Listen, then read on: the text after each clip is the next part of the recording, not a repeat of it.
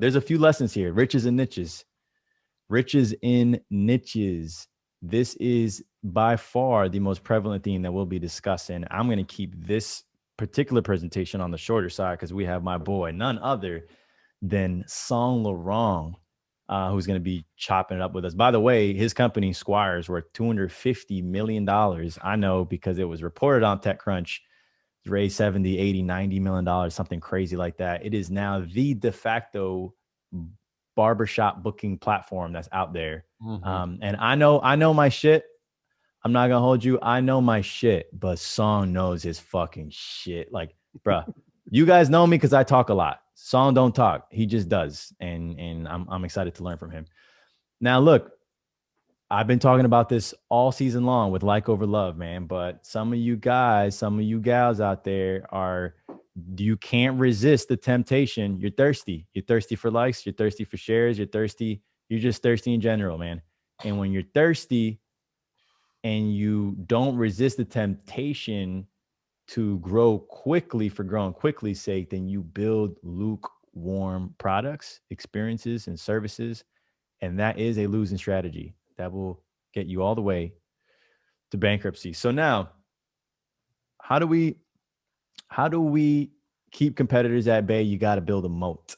All right. Now, this is something that's often discussed, but we're going to break down also what a moat is specifically, because I hear a lot of people say the phrase, but they don't really talk about it. Okay. So now let's explore what most people try to do. In my experience, that I've potentially, I definitely have made this mistake before. I'm potentially remaking the mistake, but to a lesser extent. And that is most startups try to boil the ocean. Okay. You try to boil the ocean. The market is a lot bigger than you. Ideally, if you're going for too niche of a market, then it's a no-go. But for the most part, any market out there, the total addressable market is going to be much, much, much bigger than you can afford to take on. You don't have enough dollars. You don't have enough resources. You don't have enough time, enough people, enough talent, human talent, that is, to come at it. And so when you try to boil the ocean, you're going to dilute your proposition and your resources to no end. You are not going to heat up the ocean even 1 degree. So instead, what I like to do is head into the market and find a segment of the market that is more comparably sized to the size of your startup, right? So for example, to put it into context, EYL Media is a large business.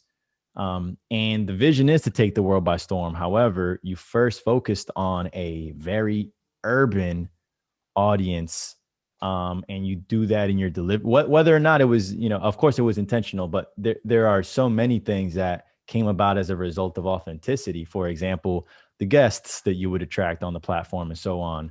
From Wall Street Trap, yeah, man, it's the trap, like all the guests, all the brand, the swag, the collective ethos that is EYL, you went and found a segment of the market that leads to this right here. This is where you want to be when you're a startup.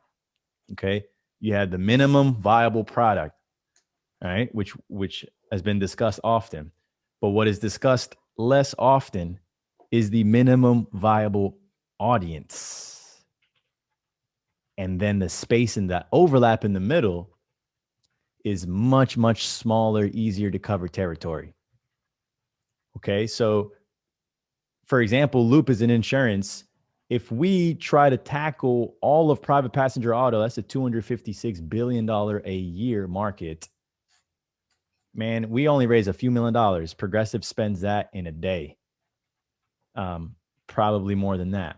So we would never win if we were going toe to toe. However, what we did do is find a very, very specific audience within the large field that is insurance. And what we're doing is resonating real deeply with them. And it seems like we're making grounds. We're making our way. And our dollar can stretch a lot further here in this particular arrangement. This graphic is this shout out to Y Combinator. Song from Squire is a Y Combinator alum that is the world's most successful startup accelerator. They created Airbnb, Dropbox, not created, but funded. And one of them is Squire. But this I learned from them, and that is, this is fascinating here. On the left-hand side of this graph, this is the amount of that people like you. The light blue is like, the red is love. So here's the fascinating thing. You start out here in the middle with no one liking or loving you. Now, here's the thing. A lot of people that scale a lukewarm brand, service, product, podcast, where people only kind of sort of fuck with you, it's misleading, because when a lot of people like you, you think, oh, well, all I got to do is convert them to love me. But you're actually much, much further away. Like and love move in the opposite directions. So when you get a lot of people that like you, that lukewarmness, you now have a lot more mass that you have to heat up to convert it into a deep affinity. So when you're a startup, you're actually much, much better off focusing on a small amount of people, users, listeners that really fuck with your shit heavy. And then you can ensure that you grow in the right direction. And this here is what I believe is the perfect startup storm. Now, we talked a lot about a moat earlier. We mentioned a little bit about a moat being something that can keep your competitors at bay. But people say that, but then they never say what the fuck it is. Well, what is it? And so then people have, like, they talk about IP a lot and patents. But patents are, I personally believe patents are, to a large degree, bullshit. People say, oh, you need some IP. I guess, but I was going to invest in a startup that needed IP. But guess what? You know what large companies do is they will surround your patent with a portfolio of patents. Patents are very expensive to make, and they'll fucking bury you in legal costs and outdo your competitive edge. So patents are hardly ever the answer. The answer more commonly is technology, but that's only one part of the equation. A novel segment and a unique business model, all three of these, or two of these, or just one sometimes is enough to be a disruptor. And so, for example, a great example is, in my opinion, is Zipcar. Zipcar, didn't really innovate on a whole lot, but the business model. So they, you were able to subscribe to a monthly, arrangement with them, and that was enough. For Loop, we have unique technology. We do not have a unique business model. We have unique technology, and we're servicing a very particular segment. So that's been enough for us. So for anyone watching, listening, will watch, will listen, consider these three elements here. These are the buckets within which you can innovate. So you do not need all three. You do not need all three, but having one or two work in your favor gives you a reason to have the market,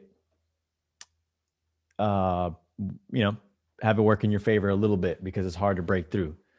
So a lot of depth there.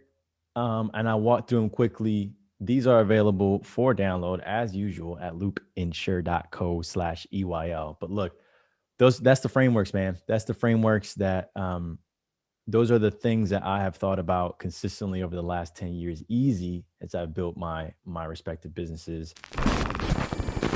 My graduates from my school being Forbes, bag drop.